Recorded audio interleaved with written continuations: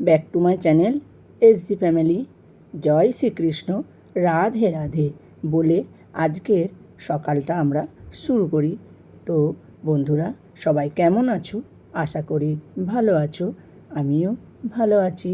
তো সবাইকে জানাই গুড মর্নিং, শুভ সকাল, আর সবাইকে জানাই অনেক অনেক শুভেচ্ছা, অনেক অনেক অভিনন্দন। তো বন্ধুরা, রোজকার মতো আজকেও একটি গল্প নিয়ে চলে এলাম তোমাদের সামনে।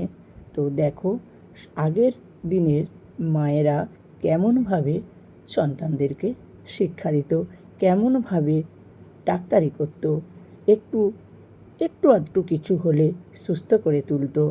সত্যি আগের মায়েদের অনেক অনেক গুণ ছিল, আর এখনকার আধুনিক মায়েদের অন্যান্য গুণগুলো খুব ভালোভাবে আছে। তো দেখো, সবাই আগের দিনের মায়েরা যে সুন্দরভাবে সন্তানদের মানুষ করেছে, সত্যি সেই দিনগুলোকে খুব মিস করি। ওই দিনগুলো এত সুন্দর ছিল, তো সেই দিনগুলোকে আর কোনোভাবেই এখনকার ছেলে বাচ্চারা খুঁজে পাচ্ছে না বা পাবেও না। তো আগে দেখো, মায়েদের একটা ভাবনা চিন্তা কী ছিল, ছেলেদের জন্য মানে সাদামাটা খাওয়ানো, সাদামাটাভাবে চিকিৎসা করানো। তো তাও কিন্তু ছেলেরা ভালো থাকতো, অসুস্থ কম হতো, মন মানসিকতা ভালো থাকতো, পরিবেশ পরিস্থিতিও ভালো থাকতো। তো এই নিয়ে আজকের গল্পটা আমার দেখে খুব ভালো লাগলো, আর ওই দিনের কথা খুব মনে পড়ে গেল, তাই তোমাদের কাছে এই গল্পটি আমি নিয়ে এলাম। তো দেখো, তোমাদেরও ভালো লাগবে। সত্যি তোমাদেরও সেই আগের দিনে ফিরে যেতে ইচ্ছে করবে, বা আগের দিনে যে ঘটনাগুলো ঘটেছে তোমাদের মনে পড়ে যাবে। তো এই গল্পটা এত ভালো লাগলো, শেয়ার না করে পারলাম না। তো বন্ধুরা, আমার গল্প তোমাদের কেমন লাগছে? আশা করি ভালো লাগছে। আরও ভালো ভালো গল্প পেতে চ্যানেলটিকে সাবস্ক্রাইব করে শেয়ার করে পাশে থেকো, আর আমাকে ভালোবেসো। রোজই তো একটা কথা বলি, সত্যি তোমরা আমাকে খুবই ভালোবাসো। সবাই সবাইকে ভালোবাসো, আর সবাই সবাইকে সাপোর্ট করো। অ্যাডগুলো মোটেও কেউ ভুলেও স্কিপ করো না, তো তাহলে কিন্তু ভালোবাসায় ঘাটতি পড়ে যাবে। তো সত্যি এই গল্পগুলো আমি তোমাদের কাছে নিয়ে আসি, আমার খুব পছন্দ হয়, সেই জন্য তোমাদের কাছে নিয়ে আসি। তো তোমরাও সত্যি ভালো ভালো কমেন্টও করো, আর আমাকে সহযোগিতা করো। এই জন্য তোমাদেরকে আমি অনেক অনেক অনেক ভালোবাসা দিলাম, অনেক অনেক শুভেচ্ছা দিলাম। তো আজকেও এই গল্পটা তোমাদের জন্যই নিয়ে এলাম। তো বন্ধুরা, সবাই ভালো থেকো, সুস্থ থেকো, আর সবাই সবার পাশে থেকো। তো দেখা যাক না, আজকের গল্পটা সত্যি আমাদের পুরনো দিনের কথা মনে পড়ে যায় কি না।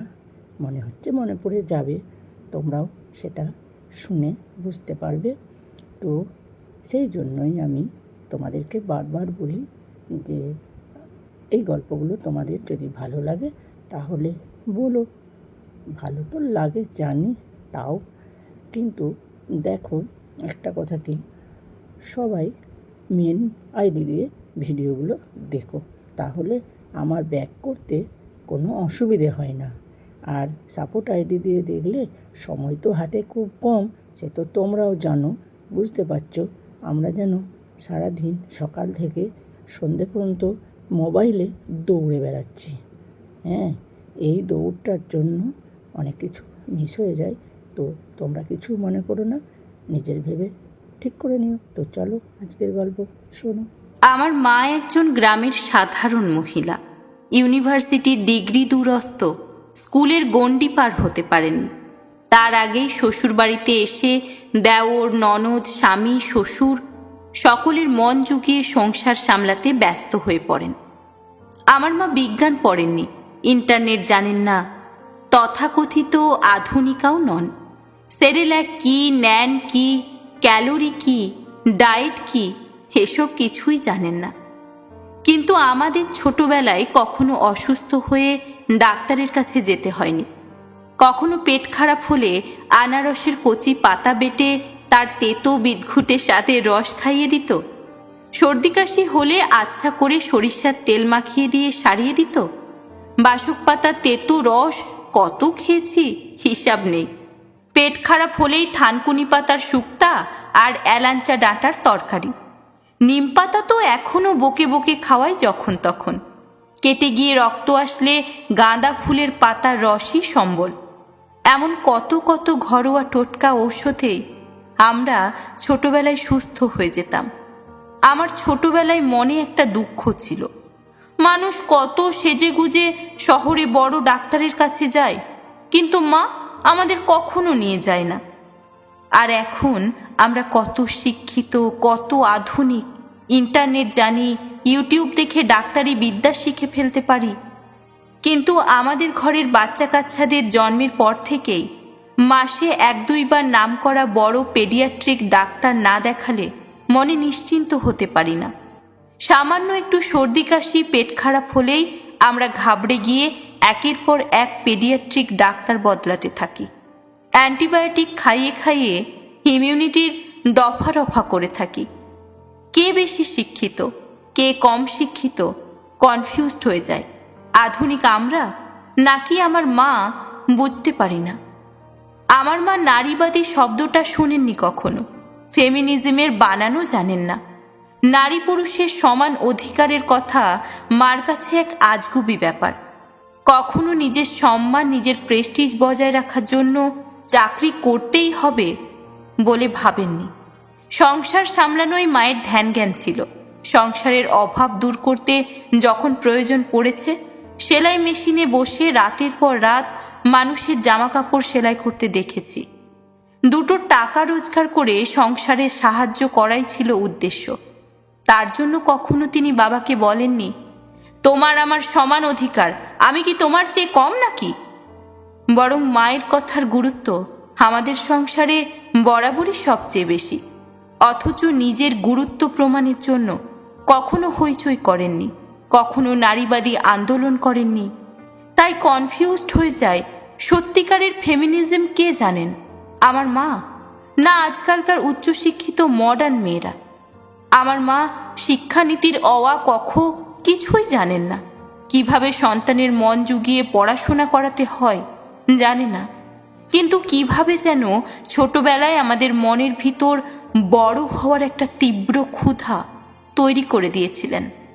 মা রান্নাঘরে রান্নায় ব্যস্ত, অন্য ঘরে বসে আমি ইংরেজি বই পড়ার ফাঁকে যেই চাঁদ মামা গল্পের বইটা বের করলাম, অমনি মায়ের আওয়াজ, কি রে, কি করছিস, পড়ছিস না কেন? কোন জাদু বলে যে মা টের পেতেন আমার এই ফাঁকিবাজি, এই রহস্য এখনো অধরা। মায়ের কড়া নির্দেশ ছিল, বাড়িতে গুরুজন কোনো আত্মীয় এলেই সাষ্টাঙ্গে প্রণাম করতে হবে, না করলে মায়ের মুখ ভার। সকাল বিকাল ঠাকুর ঘরে প্রার্থনার সময় মা যখন শঙ্খে ফুঁ দেন, তখন সাথে সাথে প্রার্থনায় উপস্থিত না হলেই মায়ের মুখ ভার, সাথে সারাদিন বকা। এখনো একই নিয়ম। স্কুলের পরীক্ষায় যতই ভালো রেজাল্ট করি, কখনো মায়ের মুখে প্রশংসা শুনিনি। কারো কাছে নিজের সন্তানকে নিয়ে গর্ব করতে দেখিনি। মা মানুষের কাছে একটু প্রশংসা করছে আমাকে নিয়ে, সেটা শুধু আমার স্বপ্ন ছিল। আমার রেজাল্ট দেখে মা গর্ববোধ করুক, শুধু এই লোভে রাত জেগে পড়েছি। কিন্তু এই লোভ এখনো পূরণ হয়নি। মায়ের চোখে আমি এখনো ঠিকঠাক মানুষ হয়ে উঠতে পারিনি। গালি এখনো চলে। সত্যিকারের শিক্ষাবিদ কে কনফিউজড হয়ে যায়। আজকালকার উচ্চশিক্ষিত মেয়েরা, না আমার অল্প শিক্ষিত মা? প্রকৃত নারীবাদী কে বুঝতে পারেন।